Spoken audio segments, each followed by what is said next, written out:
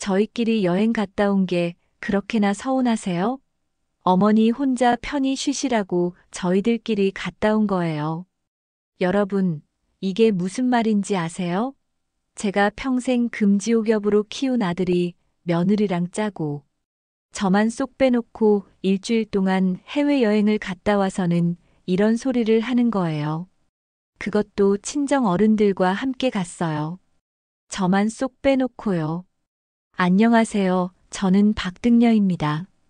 70평생을 살아오면서 이런 기막힌 일을 당하게 될 줄은 꿈에도 몰랐습니다.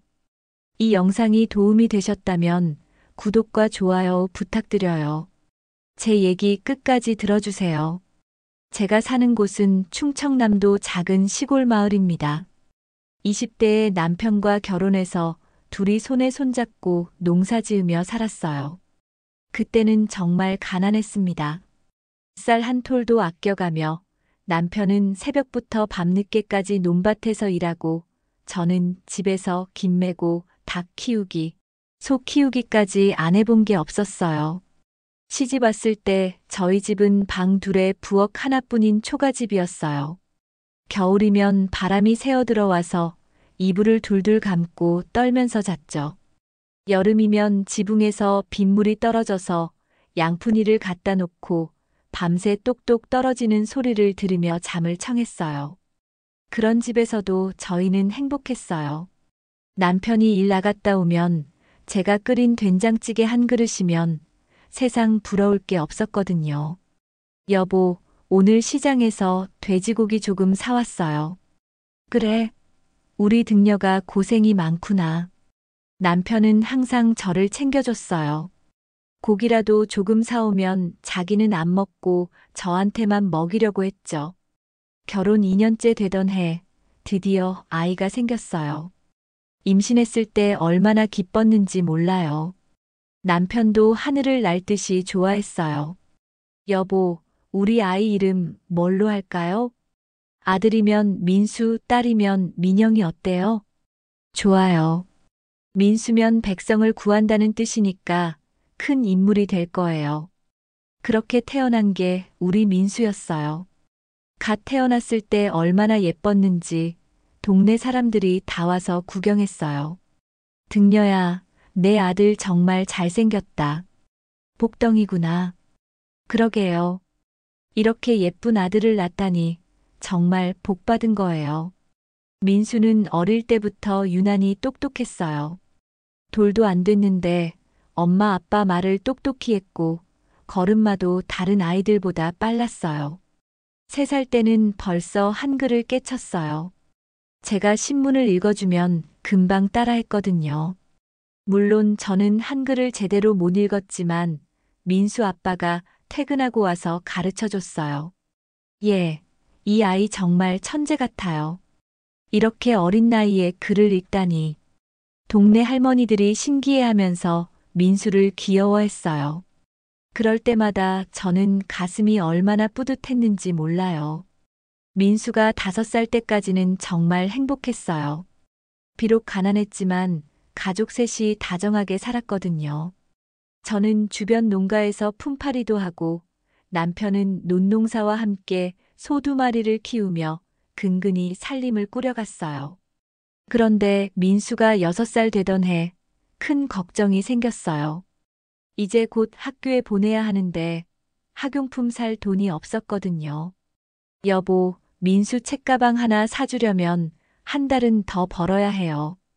그래도 우리 민수만큼은 다른 아이들 부럽지 않게 해줘야지. 남편과 저는 더욱 열심히 일했어요. 저는 새벽 4시에 일어나서 소 염을 주고 밭질하고 저녁에는 다른 집 일거리까지 받아서 했어요. 드디어 민수가 초등학교에 입학했어요. 입학식 날 저는 평생 처음으로 치마 저고리가 아닌 서양 옷을 입었어요. 동네 언니가 빌려준 건데 거울을 보니 저도 모르게 기분이 좋아지더라고요. 엄마가 제일 예뻐요. 민수가 이렇게 말하니까 눈물이 핑 돌았어요. 민수는 학교에서도 공부를 정말 잘했어요. 성적표를 가져올 때마다 전교에서 5 손가락 안에 들었어요. 우리 민수 정말 대단하다. 이렇게 공부를 잘하다니. 선생님도 민수를 특별히 예뻐해 주셨어요. 그럴 때마다 저는 가슴이 터질 듯이 자랑스러웠어요. 민수가 워낙 똑똑한지라 명문 학교를 가고 싶어 했는데, 그러려면 읍내에 있는 학원을 다녀야 했어요. 그때부터 저는 정말 미친 듯이 일했어요. 낮에는 품팔이하고 저녁에는 식당에서 설거지도 했어요. 밤늦게 집에 돌아와서는 민수 숙제도 봐주고 빨래도 하고 그렇게 민수를 학원에 보냈어요. 민수가 얼마나 좋아했는지 몰라요. 엄마, 고마워요. 엄마가 세상에서 제일 좋아요. 민수가 안기면서 이렇게 말하는데 피곤함이 다 날아갔어요. 그런데 민수가 중학생이 되던 때 남편이 몸이 안 좋다고 하기 시작했어요. 여보, 요즘 자꾸 배가 아파요. 그럼 병원에 가봐요. 괜찮을 거예요. 그냥 체한 것 같아요. 남편은 병원비가 아까워서 계속 참고 있었어요. 그런데 점점 더 아파하더라고요. 어느 날은 밥도 못 먹고 계속 끙끙 앓더라고요. 그제서야 저는 남편을 업고 읍내 병원으로 갔어요. 검사를 해봐야겠어요. 큰 병원으로 가서 정밀 검사를 받아보세요. 의사 선생님 말을 듣고 가슴이 철렁했어요. 뭔가 안 좋은 예감이 들었거든요. 이틀 후 시내에 있는 큰 병원에서 검사 결과가 나왔어요. 위암입니다. 그런데 많이 진행된 상태예요. 의사가 이렇게 말할 때 세상이 무너지는 것 같았어요. 그럼 수술하면 되죠? 수술을 해도 솔직히 말씀드리면 시간이 많지 않습니다. 그 말을 듣는 순간 저는 그 자리에서 주저앉고 말았어요. 남편은 저보다 차분했어요. 등려야, 울지 마. 우리 민수 있잖아. 민수만큼은 꼭 대학 보내야지.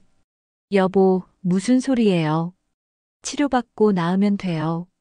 하지만 남편의 병은 생각보다 빨리 악화됐어요. 수술도 했고 항암 치료도 받았지만 소용없었어요. 치료비로 그동안 모아놓은 돈이 다 떨어졌어요. 소도 팔고 논밭 일부도 팔아서 치료비를 대느라 집안이 완전히 거덜났어요. 그래도 남편만 나으면 다시 일어설 수 있다고 생각했어요. 하지만 남편은 결국 세상을 떠났어요. 민수가 중학교 3학년일 때였어요. 장례를 치르고 나니 정말 막막했어요. 빚까지 잔뜩 생겼는데 혼자서 민수 키우며 살아가야 한다니. 그날 밤 민수가 제게 와서 이렇게 말했어요.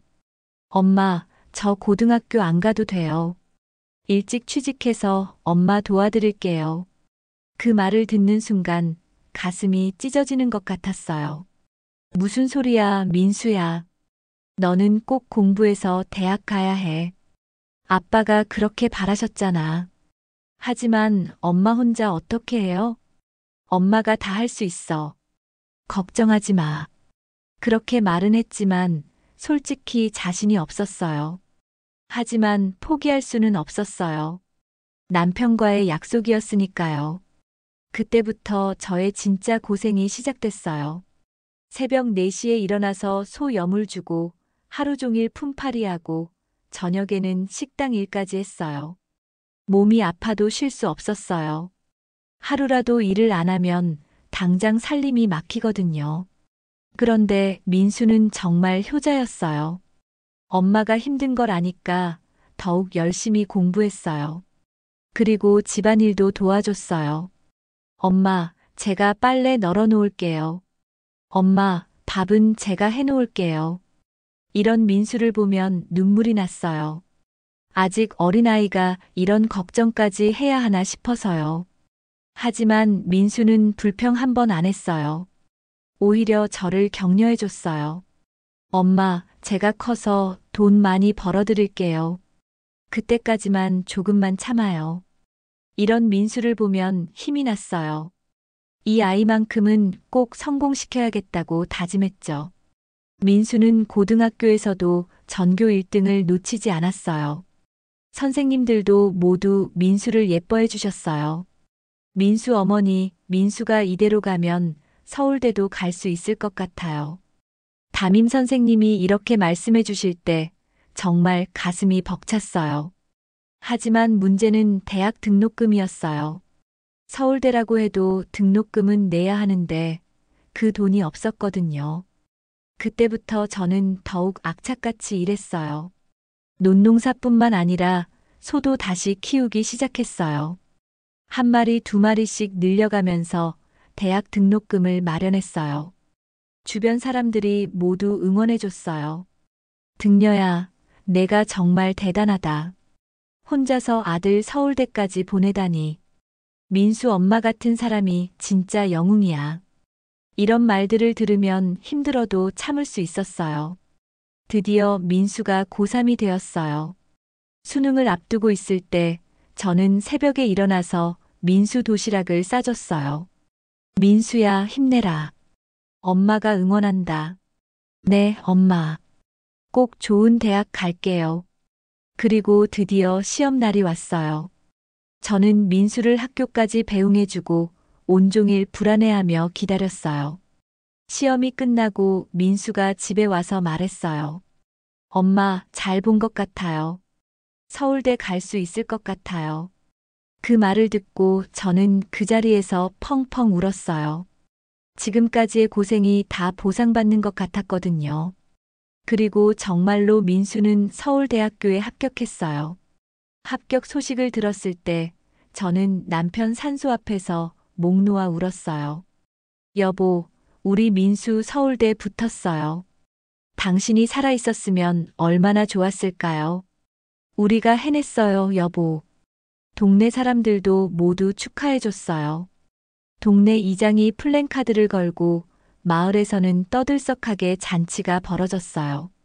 우리 동네에서 서울대 간 사람이 민수가 처음이었거든요. 등려야, 정말 축하한다. 내가 얼마나 고생했는데 이런 결실을 맺었니?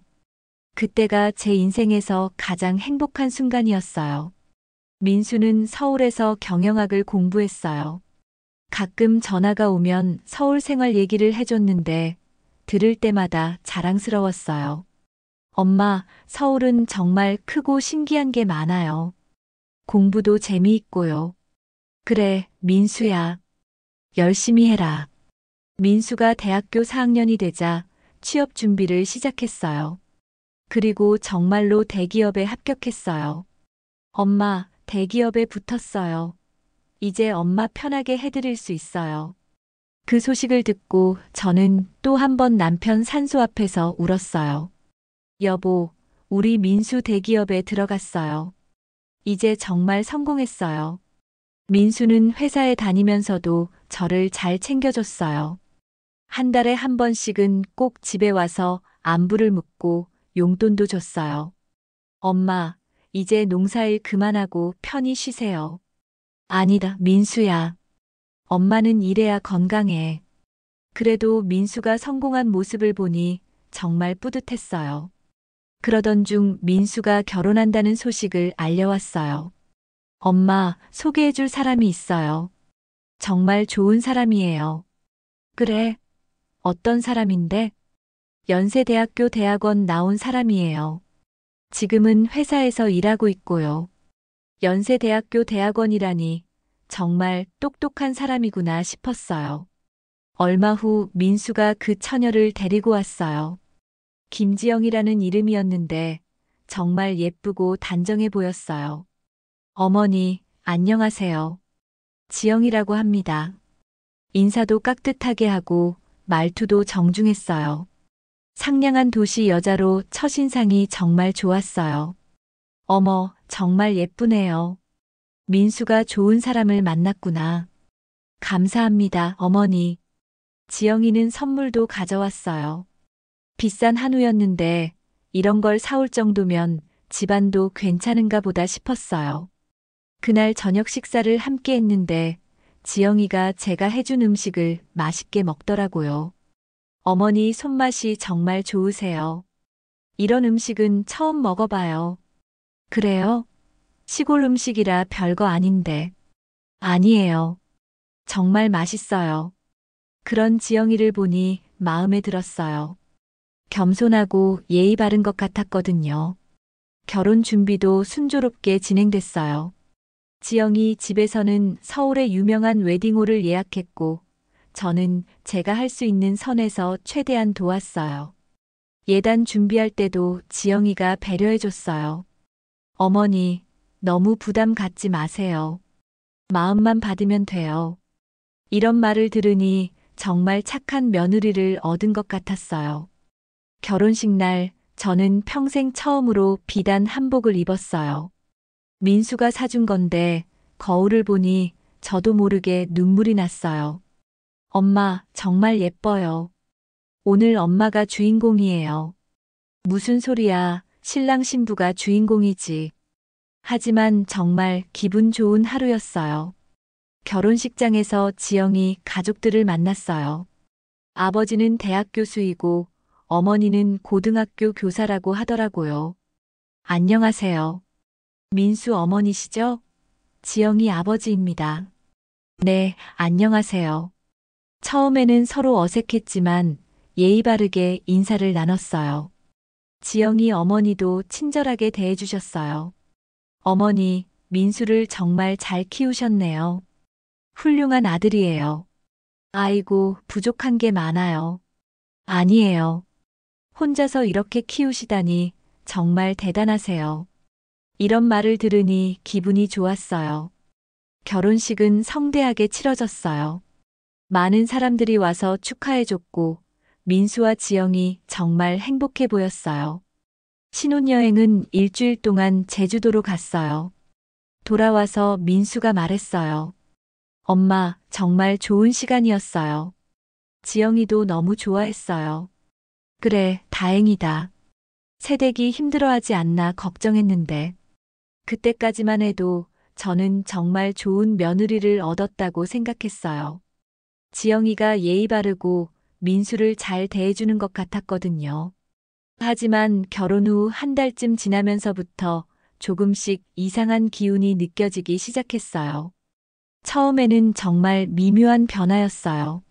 제가 전화를 걸면 대답이 좀 차가워진 것 같고, 문자 메시지를 보내도 답장이 늦어지고, 그래도 신혼 초라 바쁠 거라고 생각하고 넘어갔어요. 하지만 점점 더 확실해졌어요. 지영이가 저를 대하는 태도가 변했다는 걸 말이에요. 결혼 2달쯤 지났을 때였어요. 제가 민수네 집에 반찬을 갖다 주러 갔는데 지영이가 친구와 전화 통화를 하고 있더라고요. 응, 시어머니가 또 반찬 갖고 왔어. 솔직히 좀 부담스러워. 요즘은 다 사 먹는데 집에서 담근 김치나 반찬은 위생이 좀. 그 말을 듣는 순간 가슴이 철렁했어요. 위생이 좀 그렇다고요? 평생 깨끗하게 살아온 제가 위생적이지 않다는 소리였거든요. 하지만 혹시 제가 잘못 들었나 싶어서 그냥 넘어갔어요. 지영이는 제가 온 걸 보고는 밝게 웃으며 인사했거든요. 어머, 어서 오세요, 어머니. 또 반찬 갖고 오셨네요. 응, 김치 새로 담갔는데 맛있어서 갖다 줬어. 감사해요, 어머니. 겉으로는 고마워하는 것 같았지만 아까 전화 통화 내용이 계속 신경 쓰였어요. 그 후에는 더 충격적인 일이 있었어요. 제가 핸드폰 사용법을 몰라서 지영이에게 물어봤거든요. 지영아, 이 카톡이라는 거 어떻게 보내는 거야? 어머니, 여기 이렇게 누르시고. 아, 어머니는 이런 거 어려우시죠? 그냥 전화하세요. 말은 친절하게 하는데 표정에서 살짝 귀찮다는 기색이 보였어요. 그리고 민수에게 이렇게 말하더라고요. 오빠 어머니한테 핸드폰 사용법 좀 천천히 가르쳐 드려요. 제가 설명해도 잘 못 따라 하시네요. 그때 민수가 한 말이 더 충격이었어요. 엄마, 핸드폰은 요새 젊은 사람들이나 쓰는 거예요. 엄마는 그냥 전화 기능만 쓰세요. 아들까지 저를 무능한 사람 취급하고 있었어요. 그 다음 달에는 더 노골적이 됐어요. 추석 때 지영이 친정 식구들이 우리 집에 왔는데 지영이 어머니가 이런 말을 했어요. 지영아, 시골 음식은 어때? 입에 맞아? 괜찮아요, 엄마. 그런데 좀 짜긴 해요. 시골 음식은 다 이런가 봐요. 그리고 지영이 아버지는 제가 하는 말을 거의 못 알아듣는 척 했어요. 뭐라고 하셨죠? 사투리가 심해서 잘 못 알아듣겠네요. 저는 평생 우리 지역에서 나고 자랐는데 갑자기 제 말이 알아듣기 어려운 사투리가 됐다고 하니 기가 막혔어요. 지영이도 친정 식구들 앞에서는 완전히 달랐어요. 아빠, 어머니는 국민학교도 못 나오셔서 한글도 좀 어려워하세요. 이해해 주세요. 그 말을 들으니 제가 무식한 할머니가 된 것 같았어요. 설명도 못하고 그냥 참았죠. 그날 밤 지영이 식구들이 돌아간 후 지영이가 민수에게 이런 말을 했어요. 오빠 어머니가 우리 부모님 앞에서 너무 사투리를 쓰시네요. 조금 부끄러웠어요. 미안해, 지영아. 엄마한테 얘기해 볼게. 그리고 민수가 저한테 와서 이렇게 말했어요. 엄마, 지영이 부모님 앞에서는 표준말로 말해주세요. 좀 부담스러워 하시는 것 같아요. 그 순간 정말 서러웠어요. 평생 이 말로 살아왔는데 갑자기 제 말이 부끄러운 것이 됐다니요. 하지만 더 충격적인 건 민수의 변화였어요. 처음에는 지영이가 그런 말을 하면 말리기라도 했는데 점점 함께 웃기 시작했어요. 어느 날은 제가 문자 메시지를 잘못 보냈는데 민수와 지영이가 그걸 보고 킬킬거리며 웃었어요. 엄마가 또 문자 이상하게 보냈네. 밭에 갔다가 늦게 들어간다라고 써야 하는데 밭에 갔다가 늦게 들어간다라고 썼어. 맞춤법이 진짜 독특하시네요. 제가 열심히 배워서 보낸 문자인데 그들에게는 웃음거리가 되고 있었어요. 그 무렵부터 더 심한 일들이 벌어지기 시작했어요. 지영이가 친구들과 만날 때면 저를 화제로 삼더라고요. 어느 날 우연히 지영이가 친구들과 카페에서 만나는 걸 봤어요. 저는 시장 보러 읍내에 나왔다가 우연히 본 거였는데 창문 너머로 들리는 소리를 듣고 깜짝 놀랐어요. 우리 시어머니는 정말 신기해. 스마트폰도 제대로 못 쓰고 카톡도 겨우겨우 하고 요즘 70대도 다 카톡 하는데 우리 시어머니는 국민학교도 못 나오셔서 그런가 봐. 맞춤법도 엉망이고 표준말도 못해. 그럼 답답하겠다. 맞아. 그래서 남편한테 말했어. 시어머니한테는 우리가 맞춰드리기보다는 시어머니가 좀 배우셔야 할 것 같다고. 친구들이 웃으면서 이런 말을 하더라고요. 그래도 시어머니잖아. 참아야지. 참긴 하는데 솔직히 같이 다니기가 좀 부끄러워. 친구들 만날 때 시어머니 데리고 갈 수도 없고. 그 말을 듣는 순간 가슴이 무너지는 것 같았어요. 제가 며느리에게 부끄러운 존재라니요. 집에 돌아와서 하루 종일 울었어요. 그동안 제가 무엇을 잘못했나 계속 생각했는데 아무리 생각해도 모르겠더라고요. 다음 날 지영이에게 따져보려고 했지만 차마 말이 나오지 않았어요. 혹시 제가 잘못 들었나 싶어서요. 하지만 확신이 서는 일이 또 벌어졌습니다. 명절 때 지영이 친정 식구들이 우리 집에 왔는데 지영이 어머니가 이런 말을 했어요. 지영아, 시어머니 앞에서는 표준어로 말해야지. 시골 사투리 쓰면 못 알아들으시겠다. 그리고 낄낄거리며 웃더라고요. 저를 무식한 시골 할머니 취급하고 있는 거였어요. 그때부터 저는 확신했어요. 지영이네 가족들이 저를 우습게 본다는 걸 말이에요. 더 충격적인 건 민수의 변화였어요. 처음에는 지영이가 그런 말을 해도 말리곤 했는데 시간이 지나면서 민수도 함께 웃기 시작했어요. 어느 날 제가 민수에게 핸드폰 사용법을 물어봤더니 이런 말을 했어요. 엄마, 나도 바쁜데 그런 건 지영이한테 물어보세요. 지영이가 더 잘 알아요. 그리고 지영이는 귀찮은 듯이 대답했어요. 어머니, 이런 건 젊은 사람들이 해야 해요. 어머니는 그냥 편히 쉬세요. 겉으로는 배려하는 척하면서 사실은 저를 쓸모없는 존재로 취급하고 있었어요. 정점은 지난달에 찍었습니다. 민수와 지영이가 해외여행을 계획한다고 하더라고요. 처음에는 저도 함께 가는 줄 알았어요. 그런데 어느 날 갑자기 둘이서만 간다고 하더라고요. 엄마, 이번 유럽 여행은 무척 복잡해요. 여러 도시를 돌아다니고 걸어야 할 일도 많고 엄마가 가시면 힘드실 거예요. 민수의 말을 들으니 그럴듯하게 들리기도 했어요. 하지만 뭔가 이상했어요. 여행 가기 이틀 전 지영이가 친구와 통화하는 걸 우연히 들었어요.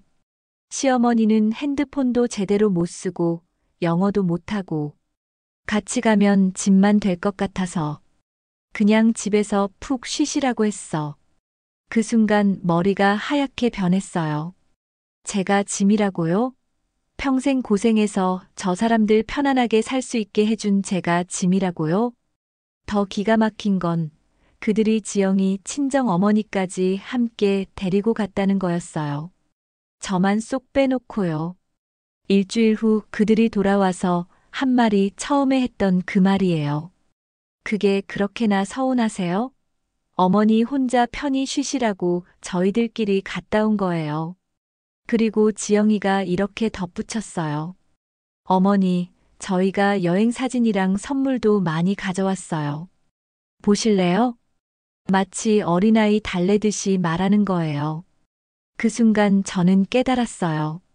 이 사람들에게 저는 더 이상 가족이 아니라 그냥 돌봐줘야 할 짐짝일 뿐이라는 걸 말이에요. 그날 밤 저는 동네 친구 김말자에게 전화를 걸었어요. 말자는 저보다 3살 위인데 남편과 아들을 교통사고로 한꺼번에 잃고 지금은 우리 집 옆에서 혼자 살고 있어요. 말자야, 나 정말 속상해서 미치겠다. 제가 그동안 있었던 일을 다 얘기했더니 말자가 이렇게 말했어요. 등려야, 이제 정신 차려. 내가 평생 그 자식들을 위해 살았는데 그들이 너를 뭘로 보는지 똑똑히 봤잖아. 이대로 당하고만 있을 거야? 말자의 말이 가슴에 와 닿았어요. 정말 이대로 당하고만 있을 수는 없었어요. 해외여행 사건 이후로 저는 정말 많은 생각을 했어요. 이대로 계속 당하고만 살 수는 없겠더라고요. 그런데 며칠 후 더 가관인 일이 벌어졌어요. 지영이가 임신한 지 넉 달째 되던 날 갑자기 친정집으로 들어간다고 하더라고요. 어머니, 제가 몸이 좀 안 좋아서 친정에서 조리 좀 받을게요. 몸이 안 좋다고? 뭐가 안 좋은데? 그냥 입덧도 심하고 스트레스도 받고 친정 엄마가 돌봐주시겠대요.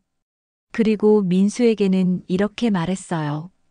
오빠, 시어머니가 자꾸 이것저것 물어보시고 반찬도 갖다 주시고 하니까 부담스러워요.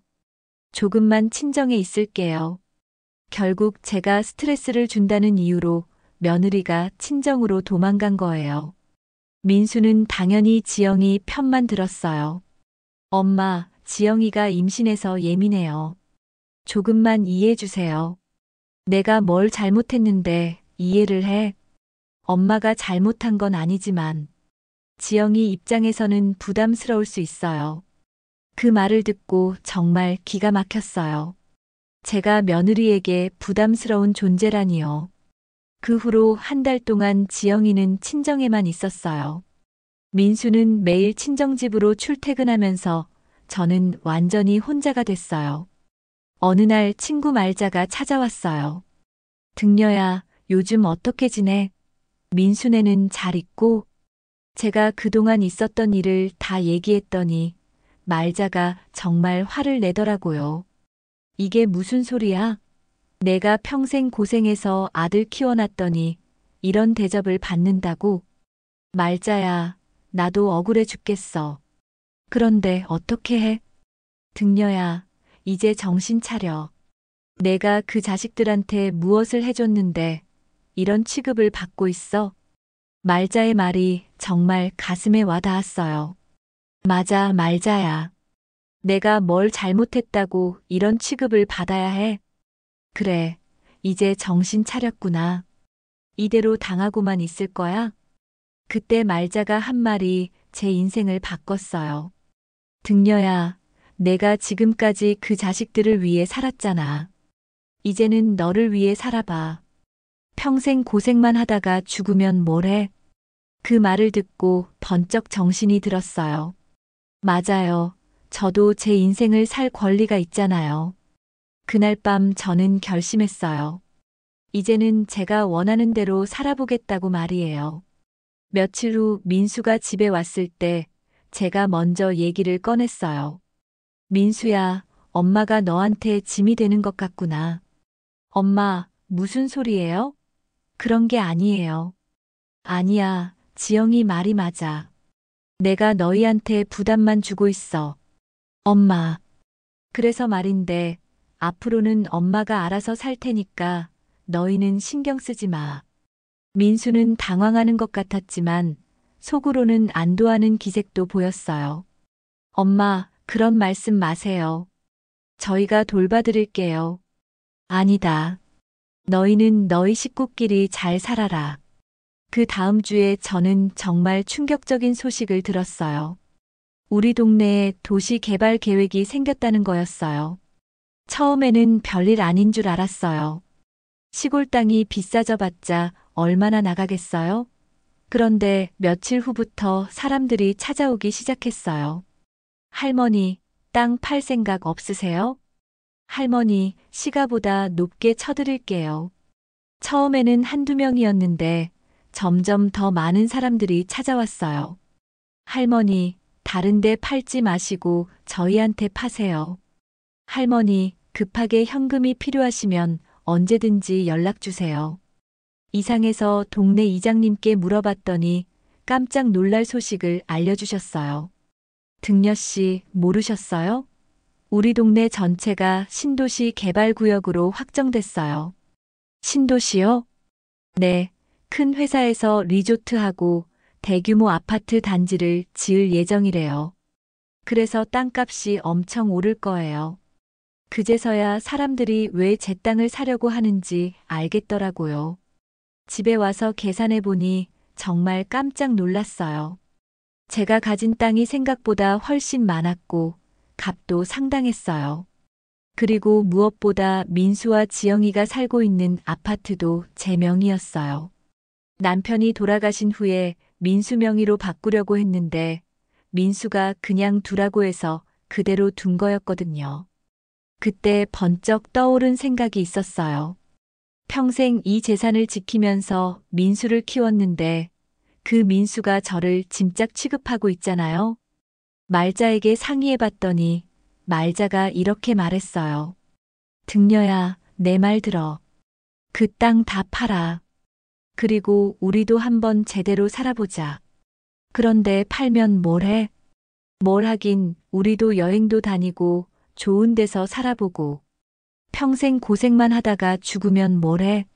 말자의 말이 정말 설득력 있게 들렸어요. 말자야, 그런데 민수가 뭐라고 할까? 민수가 뭐라고 하긴 어차피 너를 짐으로 생각하고 있잖아. 이제 너도 내 인생 살아봐. 그렇게 해서 저는 결심했어요. 땅을 팔기로 말이에요.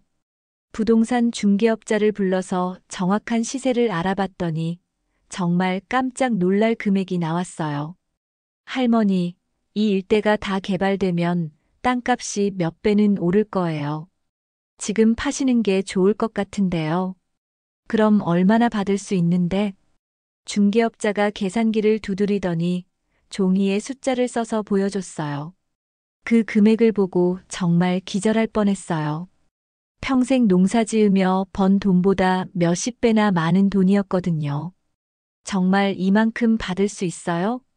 네, 할머니. 확실합니다. 오히려 조금 더 받으실 수도 있어요. 그날 밤 저는 잠을 이룰 수가 없었어요. 이렇게 큰 돈을 받으면 뭘 해야 할지 모르겠더라고요. 다음 날 말자에게 얘기했더니 말자가 정말 좋아했어요. 등려야, 이제 정말 내 인생이 시작되는 거야. 그런데 이렇게 큰 돈을 받으면 뭘 해야 할까? 뭘 하긴, 우리가 평생 못 해본 거 다 해보는 거지. 크루즈 여행도 가고, 좋은 호텔에서 살아보기도 하고. 말자의 말을 듣고 가슴이 뛰기 시작했어요. 정말 그런 생활을 해볼 수 있을까요? 그런데 문제는 민수와 지영이에게 어떻게 말할지였어요. 갑자기 땅을 다 판다고 하면 뭐라고 할까요? 고민하던 중에 지영이에게서 연락이 왔어요. 어머니, 제가 이제 친정에서 나와서 집으로 들어갈게요. 한 달 만에 돌아온다는 얘기였어요. 며칠 후 지영이가 정말로 집으로 돌아왔어요. 그런데 태도는 예전보다 더 뻔뻔해졌더라고요. 어머니, 그동안 혼자 계시느라 힘드셨죠? 이제 제가 돌아왔으니까 괜찮을 거예요. 마치 자기가 은혜라도 베푸는 것처럼 말하는 거예요. 그리고 민수에게는 이렇게 말했어요. 오빠, 이제 어머니가 너무 외로워하시지 않게 가끔 신경 써주세요. 제가 임신해서 많이 못 도와드릴 것 같아요. 임신을 핑계로 또 저를 민수에게 떠넘기는 거였어요. 그날 저녁 식사를 함께 하는데 지영이가 이런 말을 했어요. 어머니, 제가 없는 동안 많이 심심하셨죠? 이제 손자 태어나면 더 바빠지실 거예요. 그래, 손자 보는 게 기다려진다. 그런데 어머니, 요즘은 육아법이 많이 바뀌었어요. 예전 방식으로 하면 안 되고, 또 제가 구식이라는 소리를 하는 거예요. 그때 저는 결심했어요. 더 이상 참지 않기로 말이에요. 지영아, 그럼 내가 다 알아서 해라. 엄마는 이제 다른 할 일이 생겼어. 다른 할 일이요? 응, 엄마도 이제 엄마 인생을 좀 살아볼 생각이야. 지영이와 민수가 의아한 표정을 지었지만 저는 더 이상 설명하지 않았어요. 그 다음 주에 저는 본격적으로 땅을 팔기 시작했어요. 여러 업체에서 제안을 받아보고 가장 좋은 조건을 제시한 곳에 팔기로 했어요. 계약서를 쓰는 날 정말 떨렸어요. 평생 지켜온 땅을 파는 거니까요. 할머니, 좋은 결정하셨어요. 이 돈으로 편하게 사세요. 중개업자가 이렇게 말하니까 갑자기 시원한 기분이 들었어요. 집에 돌아와서 민수에게 말했어요. 민수야, 엄마가 땅을 좀 팔았다. 땅을 팔았다고요? 왜요? 엄마도 이제 좀 편하게 살고 싶어서. 얼마나 파셨는데요? 민수가 금액을 물어봤을 때 저는 일부러 적게 말했어요. 그냥 조금. 당분간 쓸 만큼만. 사실은 엄청난 돈이었지만 아직 다 말할 때는 아니라고 생각했어요. 그런데 지영이가 이런 말을 하더라고요. 어머니, 그 돈 아껴서 쓰세요. 나중에 손자 키우는데도 돈이 많이 들어요. 또 제 돈을 자기들이 쓸 거라고 생각하고 있는 거예요. 그때 저는 확신했어요. 이 사람들은 정말 저를 돈가방으로만 생각하고 있다는 걸 말이에요. 며칠 후 말자와 함께 여행사에 갔어요. 할머니들, 어떤 여행을 원하세요? 크루즈 여행 있나요? 네, 있어요. 어디로 가실 건가요? 말자가 대답했어요. 제일 좋은 걸로 주세요. 세계 일주 할 수 있는 걸로요. 직원이 깜짝 놀라더라고요. 세계 일주 크루즈요? 그건 좀 많이 비싸요. 얼마나 하는데요? 가격을 듣고 저도 놀랐지만 제가 받은 돈에 비하면 별로 큰 금액이 아니었어요. 좋아요. 그걸로 예약해 주세요. 정말요? 할머니들이 이런 여행을 하시는 경우는 처음이에요. 그렇게 해서 저와 말자는 6개월짜리 크루즈 세계 일주 여행을 예약했어요. 집에 돌아와서 민수와 지영이에게 말했어요. 너희들 엄마가 말자하고 여행 좀 다녀올 거야. 여행이요? 어디로요? 크루즈 여행. 6개월 정도. 민수와 지영이가 정말 놀라더라고요. 반년이나요? 그런 여행 비싸지 않아요? 괜찮아. 엄마가 알아서 할 거야. 어머니, 그런 돈 있으세요? 지영이가 이렇게 물어보는데 정말 기가 막혔어요. 제가 돈이 없을 거라고 생각하고 있는 거예요. 있어. 땅 판 돈으로 충분해. 하지만 어머니, 나중에 손자 키우는데도 돈 필요하고. 지영이가 또 제 돈을 노리고 있더라고요. 그때 저는 확실히 말했어요. 지영아, 엄마 돈은 엄마가 쓸 거야. 너희는 너희끼리 알아서 해. 그날 밤 민수가 저한테 와서 이렇게 말했어요. 엄마, 여행은 좋은데 너무 오래 가지 마세요. 지영이 출산할 때도 있어야 하고. 민수야, 지영이 출산할 때는 지영이 엄마가 도와주겠지. 엄마는 엄마의 삶이 있잖아. 그래도 할머니가 있어야. 아니야. 지영이가 그렇게 예민한데 엄마가 있으면 스트레스만 받을 거야. 민수가 할 말이 없어 하더라고요. 출발 일주일 전 저는 또 하나의 결정을 했어요. 민수와 지영이가 살고 있는 아파트도 처분하기로 한 거예요. 부동산에 알아보니 아파트 값도 많이 올랐더라고요. 할머니, 이 아파트 지금 팔면 좋은 값 받으실 수 있어요. 그럼 빨리 내놔주세요. 그런데 지금 사시는 분들은 어떻게 하시고요? 그 사람들이 알아서 하겠죠. 계약서를 쓰고 나니 정말 시원한 기분이었어요. 집에 돌아와서 민수에게 말했어요. 민수야, 너희 집도 팔았다. 네. 집을 팔았다고요? 응. 엄마 명의니까 엄마 마음대로 팔았어. 그럼 저희는 어디서 살아요? 너희가 알아서 구해. 이제 다 큰 어른이잖아. 민수와 지영이가 정말 당황해 하더라고요. 어머니, 갑자기 이게 무슨 일이에요? 갑자기가 아니야. 너희가 엄마를 짐으로 생각하니까 이제 엄마도 엄마 맘대로 살 거야. 어머니, 저희가 언제 어머니를 짐으로. 아니야? 그럼 왜 여행 갈 때 나만 빼고 갔어? 왜 임신했다고 친정으로 도망갔어? 지영이가 할 말이 없어 하더라고요. 그때 저는 마지막으로 이렇게 말했어요. 너희들, 이제라도 정신 차려라. 엄마도 엄마 인생이 있어. 앞으로는 너희끼리 알아서 살아. 그렇게 말하고 나니 민수와 지영이가 정말 당황해 하더라고요. 어머니, 정말 저희 때문에 화나신 거예요? 지영이가 이렇게 물어보는데 지금 와서 무슨 소리냐는 생각이 들었어요. 화났다기보다는 이제 정신을 차렸다고 해야겠네. 어머니, 그동안 저희가 부족했다면 앞으로 잘하겠어요. 지영아, 이미 늦었어. 엄마는 이제 엄마 인생을 살 거야. 그날 밤 민수가 혼자 와서 사정하더라고요. 엄마, 제발 생각 좀 바꿔보세요. 지영이가 임신해서 그런 거예요. 민수야, 너도 참 한심하다. 내 아내가 엄마를 어떻게 대하는지 모르겠니? 그게 아니라. 아니야, 너도 마찬가지야. 내가 너를 어떻게 키웠어? 그런 놈이 엄마를 짐으로 생각하고 있잖아. 민수가 할 말이 없어 하더라고요. 이틀 후, 저는 말자와 함께 크루즈 여행을 떠났어요. 부산항에서 출발하는 호화 크루즈선이었는데 정말 어마어마하더라고요. 등려야, 이게 우리가 탈 배야? 맞아, 말자야. 이제 우리도 제대로 살아보는 거야. 배에 올라가니까 정말 꿈만 같았어요. 고급 호텔 같은 객실에 뷔페 식당, 수영장, 극장까지 다 있더라고요. 첫 번째 기항지는 일본 오키나와였어요.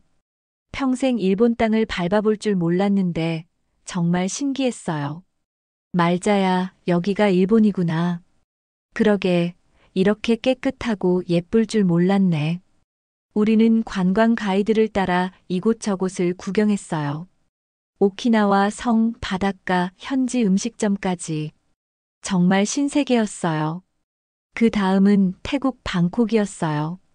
황금 사원도 구경하고 시장도 구경하고 평생 못 해본 경험들이었어요. 크루즈 안에서도 할 일이 많았어요. 요가 클래스도 듣고 요리 강습도 받고 카지노도 구경했어요. 등려야, 우리가 이런 생활을 할 줄 누가 알았겠어?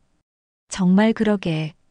평생 고생만 하다가 이제야 제대로 사는 것 같아. 한 달쯤 지났을 때 민수에게서 전화가 왔어요. 엄마, 어디 계세요? 연락이 안 되네요. 여행 중이야. 뭐 일 있어? 엄마, 집 문제 때문에. 당장 나갈 곳이 없어요. 그럼 너희가 알아서 구해. 엄마, 제발 좀 도와주세요. 지영이가 임신해서. 민수야, 엄마는 이미 너희 도움이 필요 없다고 했잖아. 너희도 이제 독립해서 살아. 그리고 전화를 끊었어요. 말자가 옆에서 듣고는 이렇게 말했어요. 등려야, 잘했어. 이제야 정신을 차리는구나. 2달째 되자 더 멋진 곳들을 갔어요. 홍콩, 싱가포르, 인도네시아. 정말 세상이 이렇게 넓은 줄 몰랐어요. 크루즈 안에서 만난 사람들도 다 좋았어요. 저희 또래 할머니들도 많았고 외국 사람들도 많았어요. 어느 날은 크루즈 안에서 댄스 파티도 열렸어요. 저와 말자도 참가해서 춤을 췄는데 정말 재미있었어요. 등려야, 우리가 이런 파티에 참가할 줄 누가 알았겠어? 정말 그러게. 이런 게 인생이구나. 그런데 여행 3개월쯤 됐을 때 민수에게서 또 전화가 왔어요. 엄마, 제발 한국 들어오시면 만나요. 할 얘기가 있어요. 무슨 얘기? 그냥 가족끼리 얘기해야 할 것 같아요. 목소리가 많이 지쳐 있더라고요. 6개월 여행을 마치고 한국에 들어왔을 때 저는 정말 건강해지고 예뻐져 있었어요. 등려야, 너 정말 젊어졌다. 말자도 그래. 여행이 이렇게 좋은 줄 몰랐네. 공항에 나오니까 민수가 마중 나와 있었어요. 그런데 모습이 많이 초췌해져 있더라고요. 엄마, 고생 많으셨어요. 고생이 아니라 너무 즐거웠어. 차를 타고 가는데 민수가 이렇게 말했어요. 엄마, 저희가 임시로 얻은 집이 좀 작아요. 놀라지 마세요. 도착한 곳을 보고 정말 깜짝 놀랐어요. 경기도 외곽의 반지하 원룸이었거든요. 여기서 살고 있어? 네. 급하게 구하다 보니까. 집 안으로 들어가니까 지영이가 나와서 인사했어요. 그런데 예전의 도도한 모습은 온데간데 없고 많이 수척해져 있었어요. 어머니, 오셨어요. 그동안 잘 지내셨어요? 응, 잘 지냈어. 좁은 방에 앉아서 얘기를 나누는데 민수가 이렇게 말했어요. 엄마, 그동안 저희가 정말 잘못했어요. 뭘 잘못했는데? 엄마를 소중하게 생각하지 못했어요. 당연하다고 여겼고. 지영이도 고개를 숙이고 이렇게 말했어요. 어머니, 저도 정말 죄송해요. 제가 너무 철없었어요. 그때서야 저는 그들의 진심을 느낄 수 있었어요. 그래서 이제 어떻게 살고 있는데? 민수가 대답했어요. 실은 투잡을 뛰고 있어요. 낮에는 회사 다니고 저녁에는 배달 일을 해요. 지영이는? 저는 임신해서 일을 못하지만 집에서 할 수 있는 일을 좀 하고 있어요. 그들의 이야기를 들으니 정말 많이 힘들게 살고 있더라고요. 회사는 어떻게 됐어? 회사가 어려워져서 월급이 크게 줄었어요. 그래서 부업을 해야 해요. 민수의 손을 보니까 거칠어져 있었어요. 배달 일을 하느라 그런 것 같았어요. 지영이도 예전의 교만한 모습은 전혀 없었어요. 어머니, 제가 정말 바보였어요. 어머니가 얼마나 고생하셔서 저희를 챙겨주셨는지 이제야 알겠어요. 지영아, 늦었지만 이제라도 알았으니 다행이지. 그날 저녁 민수가 배달 일을 나가는 모습을 봤어요. 오토바이를 타고 가는 뒷모습이 정말 쓸쓸해 보였어요. 지영이는 임신한 몸으로 집안일을 하고 있었어요. 예전에는 손톱 하나 안 다치게 하던 사람이었는데 이제는 모든 일을 혼자 하고 있더라고요. 며칠 동안 지켜보니까 정말 많이 변했어요. 둘 다 겸손해졌고 서로를 배려하는 모습도 보였어요. 특히 지영이가 많이 달라졌어요. 어머니, 제가 그동안 정말 교만했어요. 어머니를 무시하고 무식하다고 생각했던 제가 정말 부끄러워요. 지영아, 이제 와서 그런 얘기 안 해도 돼. 아니에요. 꼭 말씀드리고 싶어요. 어머니가 평생 고생하셔서 민수를 키우신 건데 제가 그걸 당연하게 여겼어요. 그리고 민수도 진심으로 사과했어요. 엄마, 제가 정말 바보였어요. 엄마 고마운 줄 모르고 지영이 말만 들었어요. 민수야, 이제 정신 차렸으니까 됐어.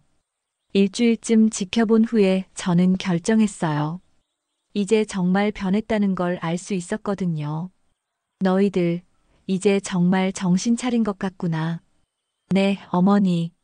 앞으로 절대 그런 일 없을 거예요. 그럼 엄마가 도와줄게. 그렇게 해서 저는 그들을 도와주기로 했어요. 먼저 경기도 구석에 깔끔한 아파트를 하나 구해줬어요. 반지하에서 벗어나게 해준 거죠. 어머니, 정말 감사해요. 가족인데 뭘. 그런데 앞으로는 엄마를 소중히 여겨야 해. 네, 어머니. 절대 잊지 않겠어요. 민수에게는 배달 일을 그만두고 본업에만 집중할 수 있도록 생활비를 지원해줬어요. 그리고 지영이에게는 산후조리원 비용도 대줬어요. 어머니, 이렇게까지 해주시면. 지영아, 이제 우리 가족이잖아. 당연한 거야.